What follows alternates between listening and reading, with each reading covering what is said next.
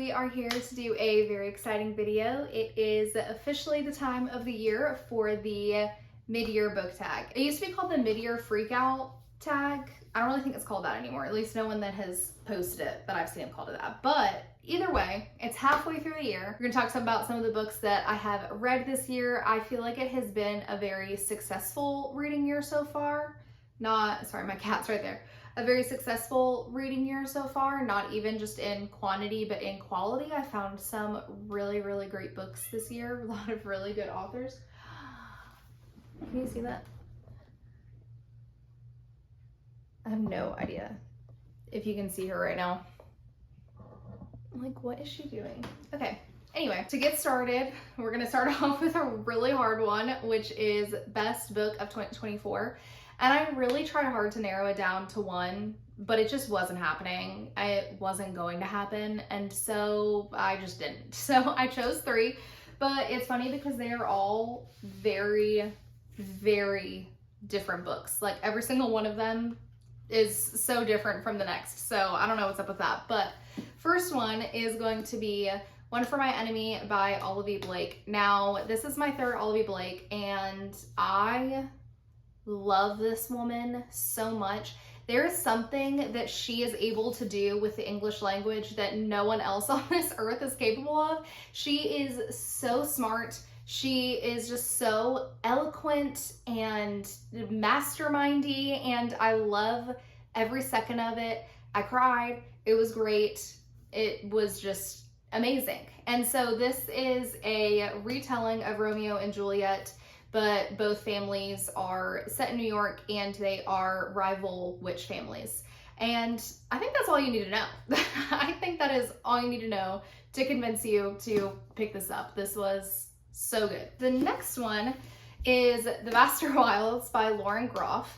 This book did something to my brain, and I just don't know how else to explain it. Like, reading this was such an awesome experience. This is about a girl that is set in America when people were starting to colonize America. So she escapes from a colony. You don't know why. You know that she's running and that she thinks someone is chasing after her, and she is trying to survive in the wilderness all by herself. And so you're kind of reading about her experience in the wilderness. You're reading about why she escaped, the horrible things that happened there, and why she had to escape. And it was so good. It was so good, and I don't know how else to describe it. I think this is one of those books where you should go into it knowing as little as possible, but just know the writing is amazing. It's a great story. It is heartfelt at its center, and it's a wild ride. And then on a completely different note, we have Annie Bot by Sierra Greer. This book was funny, it was heartwarming, it was such deeply developed characters. It was such a great time. This book is about a companion. This is set in a future society where robots and AI are like extremely prevalent, to the point where you can like buy one like you would a phone. So our dear friend Annie Bot is a cuddle bunny robot, and I think that implies all that you need to know. And she is with her boyfriend Doug, and her whole life is about pleasing Doug. Every thought she has, she anticipates his every move. She has memorized his moods and what triggers him, and her mission in life is to make sure that Doug has a good girlfriend and has a good life. And she starts to realize and think for herself, and she has her own thoughts and she has her own feelings, and they're talking about her and to her like she doesn't, and she does. She's very advanced, and she is kind of trying to learn what it is to be a human and what it is to be a woman, and her journey in discovering herself and discovering if she can be more human-like than like a robot. And it is so good. Please read this. The next one is Best Sequel, and honestly, I haven't read a lot of sequels. I will say that I did read the Mindfuck series this year and loved it. So I guess that would kind of be the answer for this. But I read the Mindfuck series and Caught Up by Liz Tom Ford. Both of those I really, really enjoyed. So there's your answer for that. I've started some series. No, I've read a few more. Okay, maybe I do actually have an answer to this. We'll just say the Mindfuck series. It was great. It was a fun time. And Caught Up was really good. A new release you haven't read yet, but you want to. And that would have to be Come and Get It by Kylie Reed. This came out in March of this year, and I still have not gotten around to it. And I don't know why. I have no excuse. I truthfully don't. And it seems really good. A lot of authors that I like have blurbed this and said that this is great. And I did like Such a Fun Age by her. And so I don't know what my deal is, guys. I really just need to get on it. But it essentially is a campus novel, but the little blurb says, a fresh and provocative story about desire, consumption, and bad behavior. Sharp and intimate, come and get it. The new thought-provoking singular novel by the best-selling author explores the choices we make, particularly for the things that can and cannot be paid for. So it sounds very good, sounds thought-provoking. I need to get to it. Most anticipated release for the last half of the year, and that has to be, without a doubt, Intermezzo by Sally Rooney. Okay, I have been foaming at the mouth. Okay, that's really dramatic. I have been foaming at the mouth for new Sally Rooney content. I miss her writing. I want new characters that are horrible people that don't know how to make good decisions and that are actually just normal. Like, just, I want new humanities study on these people, and I am just so excited about it. All I know is that I think it's brothers and chess. I don't have any other information. I don't need to know any other information. To be completely honest, she could like not even release a synopsis or a title and just release it cold, and I would buy it instantly. Wouldn't need to know anything else. I sound crazy. Okay, biggest surprise. I was really trying not to be negative with this whole situation, but I think my biggest surprise would have to be How Does It Feel by Janine O'Reilly. I was shocked at how bad that book was. Okay, everyone hyped up that book so severely, and I just can't get over the tooth thing. If you know, you know. If you have read that book, you know what I'm talking about. I can't get over the tooth thing. I can't move past it. And just other things I particularly did not enjoy. That book was not for me. That book might be for you, and that's okay. You can love that book. I'm not hating on you. If you're reading and you love it, more power to you. New favorite author. I actually have 2 of these. This year, these were my second books for these authors, and it really just solidified to me that these are authors that I'm going to want to read every single thing that they have come out with. The first one is Jesmyn Ward. My first book that I read by her was Let Us Descend. This is my second, and I believe she has one other fiction and one memoir, I think, that I really want to read. I love the way that she does her characters. I love the way that they think inside their head. I love the family dynamics, and I think that she is just such a talent. I think that this is just true talent being poured into these pages, and she just has such a way of storytelling. Like, it's an art, honestly, and I think that it is something to be commended. Next is Maggie Shipstead. The first book that I read by her was Astonish Me. It was a 4 stars, and this was actually, I believe, my first 5-star of this year. Either this or The Vaster Wilds. I read them in the same month. Loved this book so much. This was almost also a contender for my favorite book of the year. I love the way that she weaves together a plot line and a story and just makes it into something beautiful and just blossoms it into this amazing characters and development, and just the way that she uses language to portray what's going on. And I just really can't say enough good things about her. I just ordered her other book that's been published, and I'm so excited to read it. I can't wait to get to it. Okay, and then we have new fictional crush. And I did read Into the Dark this year, so I automatically wanted to say Julian Hates, but that wouldn't be new. I've been obsessed with that man for so long. I would ruin my life for Julian Hates. Like, if he was a real person, like, it would be game over. Like, I don't know how else to explain it. But new to me, new this year, I would have to say there was really only one contender for me. And he stood out so brightly among all the other book crushes, all the other book boyfriends that I could have had. And that is Felix from The Summer Will Be Different. I don't know why this man, I don't know why I love him so much. I just do. Like, there was just something about his like energy, and I just loved him. I honestly don't know why, but the appeal is there. The attraction is there for me, and I love him. I'm sad this is a standalone only because I will never get to see him again. If I want to see him again, I'm gonna have to reread this book. At least in other ones where it's like a series book crush, you get to see him like multiple times in a new place. I don't get to see him ever again, and it makes me really sad. It truthfully does. I sound chaotic and I sound crazy, but it's just the truth. Book that made me cry. Now, I love crying in books. I love it when books are sad. So I have cried a lot this year to books. But when I sat down and I thought about a book that genuinely made me cry, I had to look away from the book for a little bit, continued to cry. Like, one for my enemy made me do this too, but I already answered that one.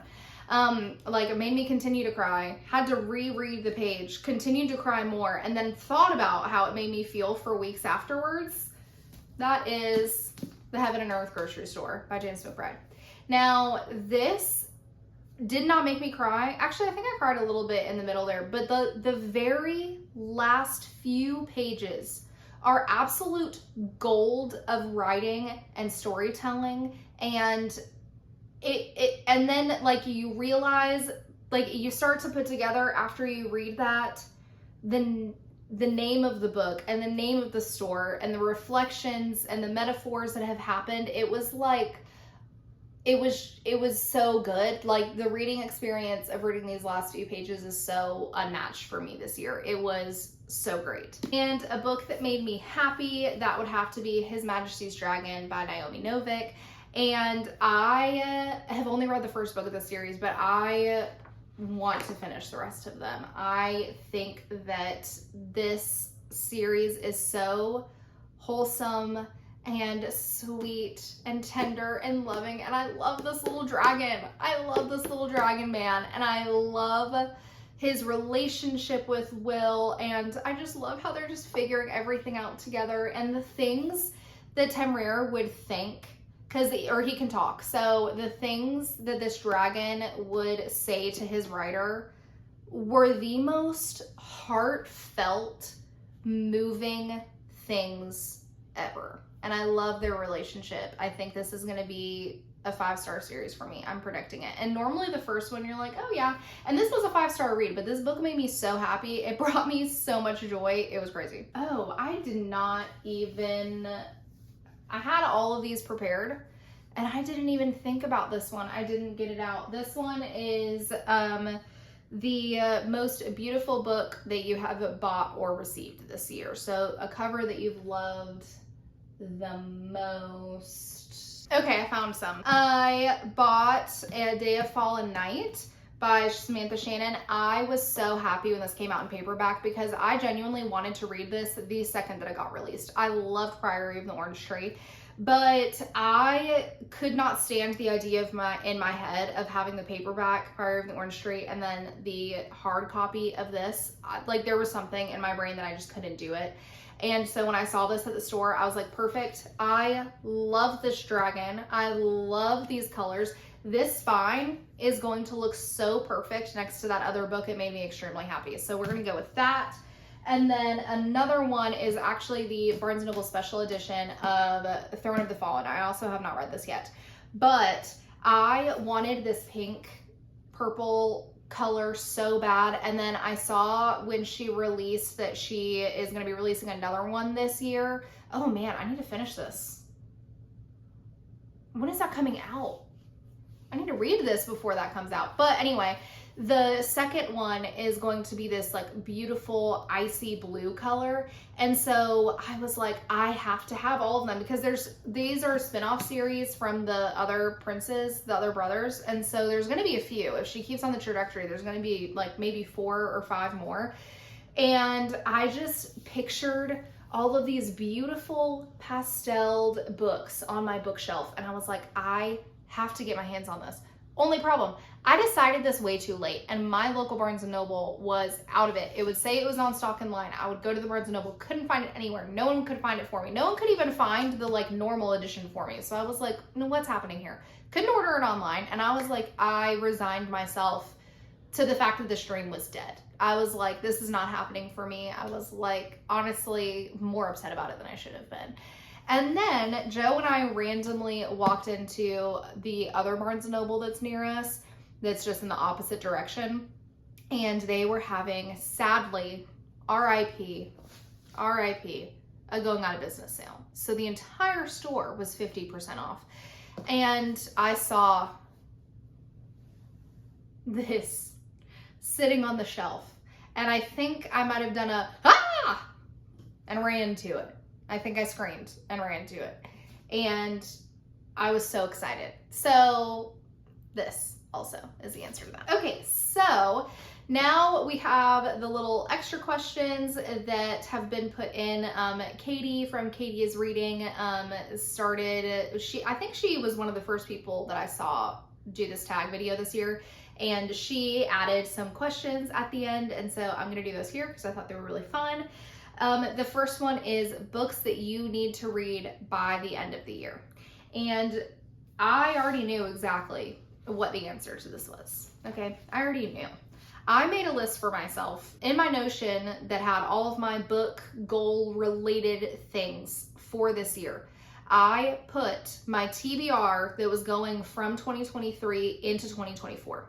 And I put that I had to read all of these books by the end of the year. And I have 2 more on that list. I have read every single one of them except for these 2. And that is, the first one is Warbreaker by Brandon Sanderson. I haven't necessarily been avoiding this. It just hasn't really been the right time. Like, it hasn't really felt like the right time for me, but I definitely want to get to this. And I'm excited to get to this. The story sounds really great. It just hasn't been the right time yet, but it's been probably 8 months that I've had this sitting on my TBR, and I'm like, okay, something's got to give. Something has to happen here. And then the other book that was on that list is Nightcrawling by Layla Motley. And I also have not been avoiding this for any reason.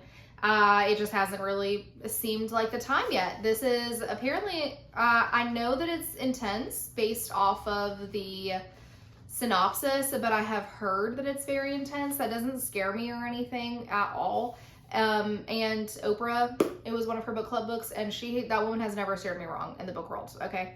So I really just need to read this, and I really am actually excited to get to it. I just have to make the time to do it. The next one is actually books that you want to reread. And a few months ago, I actually made a list of the books that I want to reread because I kind of want that to be a goal for this year. And nearly every single one was available on Spotify Wrapped as an audiobook. So I just need to get the ball rolling on that, and I'm very excited about it. But the ones that were on that list are Circe by Madeline Miller. I normally read that book once a year. I've read it 3 times. And I didn't read it last year, and I actually was very sad about it. I miss her. Like, I really miss her. And so I need to reread that book, and for the 4th time. That's so ridiculous. Actually, that's great. Like, I mean, finding a book that you want to reread over and over and over and over again, isn't that what you want, you know? Second one is ACOTAR. I've read Throne of Glass twice. And reading Crescent City this year, the 3rd one, really made me realize that I just feel really out of touch with those characters because I haven't read those books in 2 years. And so I just feel like not disconnected from them in a way where I don't like them anymore. Like, I love those sweet baby angels, but I just feel emotionally not the same. You know what I mean? And that's just because I haven't been with them in a while. I'm talking about them like they're my friends. Like, I'm just gonna pop over to their house and hang out, like giving them a call, like, hey, I miss you, let's hang out. Like, that's what I sound like right now. I think I need to do some self-evaluation, but I do miss them, and I feel disconnected from them like they're real people. So I need to catch up with them. I need to have a little catch up. Third one is Hamnet by Maggie O'Farrell. I have never reread this book or any of the ones that are after this, but I love that story. I love Agnes. And so I want to make that one a priority as well. The other one is The Book of Two Ways. I also want to reread this. This one, I hope this one holds up. But for some reason, I'm a little nervous and it won't. Like all of the other ones, I'm like I'm positive the other ones are gonna hold up. This is the only one where I'm like, am I gonna like this as much the second time around? I don't know, we'll see. The other one is The Song of Achilles. I read Circe first. So I knew what was gonna happen in The Song of Achilles because there's a part where Odysseus is catching Circe up on like the ways of the human world, like what happened in the Trojan War. And because he's a character in both of those books. It's the same Odysseus. It's kind of cool, honestly. And so he was kind of catching Circe up on what happened, and he was telling her. So I knew, but also I knew what was going to happen because I love Greek mythology and have been for like ever since I was a kid. So I kind of knew their story. Not the way that she was going to do it, but I knew Patroclus. I knew what was going to happen to him. So I feel like that experience was kind of lost on me. It didn't move me as emotionally as I think it would now, having a break from it. And then the other one is The Invisible Life of Addie LaRue. I want to reread this book so bad. I don't know why. I feel like this would scratch an itch in my brain that I'm missing. I really think it would. The last two, we have Witch's Heart, and I loved these characters so much. I loved this book. I want to be in this world again. I want to be in this woman's mind, and I need to do it ASAP. And the last one is Tom Lake, and I'm very excited to listen to this audiobook because Meryl Streep is the narrator, and say less, honestly, that's all I need. Book you've been putting off. This book has actually been in 2 TBR videos on this channel, and I have narrowly escaped it every single time. I don't know what my holdup is, truthfully. I don't understand why I've been avoiding this book. I really don't. I couldn't tell you. I don't know if it's because it's a 14-book series and they're all like 800 pages, but also a part of me really wants to read it. Like a part of me really wants to do it so badly, but the other part of me is like, but not yet, you know what I mean? But then in my head I'm like, okay, well, why did you buy it now if you weren't ready to read it? Like freaking get it together, read this book. So all that to say, Eye of the World, Robert Jordan. I'm like 90% sure I'm gonna love this series so much. I've heard amazing things about this fantasy series. It's like kind of one of the like originals that people look at as like high fantasy, and I am very excited about it. I don't know why. I haven't done it yet. I can't remember if I've said this in another video, but I learned about this series from a girl at camp. Actually, when I worked, my roommate was a voracious reader. She read so quickly. Like she genuinely the fastest reader I've ever seen in my life. She read like 6 of these books and like probably like 10 others. I'm not even joking. She probably read around 20 books in the course of, I think I was there, we were there for 7 weeks or 10? No, it was way more than that. Listen, weeks. Like an entire summer from the end of May to the beginning of August. She read so many books and she was obsessed with this series. She was reading it for the first time and she was like having her dad mail them to camp because she like couldn't deal without not having it. She was like, I have to know what's gonna happen. And you know, you have that good of a recommendation. I'm like, what am I doing? I don't know. I can't explain what's going on in this brain, guys. I can't do it. I mark my words, I'm gonna say something scary. Mark my words, I will read this by the end of the year. Maybe. Book that you really enjoyed that had mixed reviews. And honestly, I don't even think the reviews are mixed on this. Everyone hates this book, or everyone that I've seen either didn't like it that much, it was okay, or they hated it. Like I have not seen one person who was like favorite of the series, loved this book, it was fantastic. I think this was I don't know if it was a 4 for nostalgia and realistically like a 3.75, but I really did enjoy this book. I'm not even gonna lie to you. I'm not even gonna front. I really did enjoy this book. Was Hunt a little irritating to me? Yes. But I've loved him for 2 whole books. I have always loved Hunt. I don't know why. I've always loved him. And also, guys, I'm going to say something that's a little controversial right now. I love Bryce. Okay, I love Bryce. People are hating on my girl Bryce for what she did in like the first fourth of this book. But guys, let's take a second and let's be realistic, okay? Like I can't even get into that right now. I have an entire video on my thoughts about this that I will link in the description. But this, I really love Bryce. I love Rune Danon, Crown Prince of Valbert and Fae. I just keep hearing the part of the audiobook that's like in my head that people have set to music. The little TikTok sound that's going around. I love him. I love Lydia. I think I would do anything for Lydia, I think, just about. And I love Bryce, and I love Hunt, and don't even get me started on freaking Jelly Jubilee, okay? And I enjoyed this book. I did. Was it my favorite in the series? No. But did I love this book? And do I still love these characters? And am I invested in seeing what happens next? 100%. Okay, series you want to finish. I think the only series that I've started this year that has all of the books out that I haven't finished off the top of my head, I think is the Temeraire series, the His Majesty's Dragon series. And so I think I'm going to have to say that for my answer. Do you think you will reach your reading goal, and are you going to change it? I did already reach my reading goal. I set my goal at 50 books at the beginning of the year because I read 111 books last year. And I knew that if I made it like, okay, let's see if I can read 120. Let's see if I am such a big mental game person. I have to play a mental game with myself in order to make it happen, if that makes any sense. So I knew that if I had it set it at 120, I would not be motivated to get to 120. I would be disappointed in myself for being behind. And I don't know what that says about me, and we're not going to get into it, okay?